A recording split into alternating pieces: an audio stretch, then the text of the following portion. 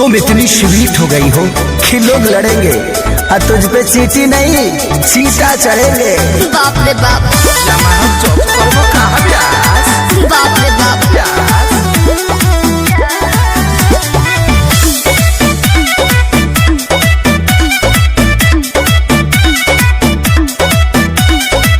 काहे खातिर सुनर बनले भगवान जी, शरणो छटिया देवेले परान जी।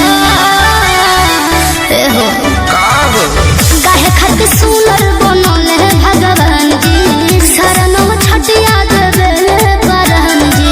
जादू तो न रोजे हमके हो खेलाया जा, दोनों अखियां में काला। अरे जियत रहो। दोनों अखियां में काला।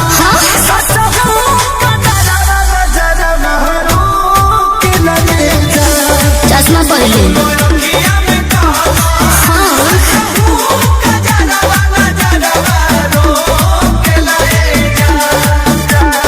कोरिया धागा के तनो हम गोड़ावा हमें बांधी। मोहब्बत के यादी अरे बहेगा मौसम हो।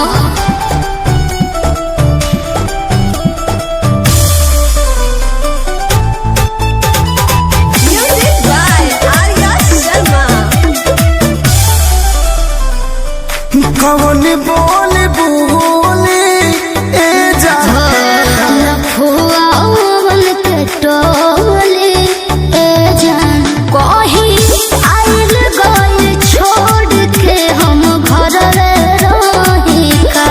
कितना डर डर के जिया दे हमारा पगली कहीं का। रहिया चले दोनों गोटो के लय जान, दोनों अखियां में काला। तो दोनों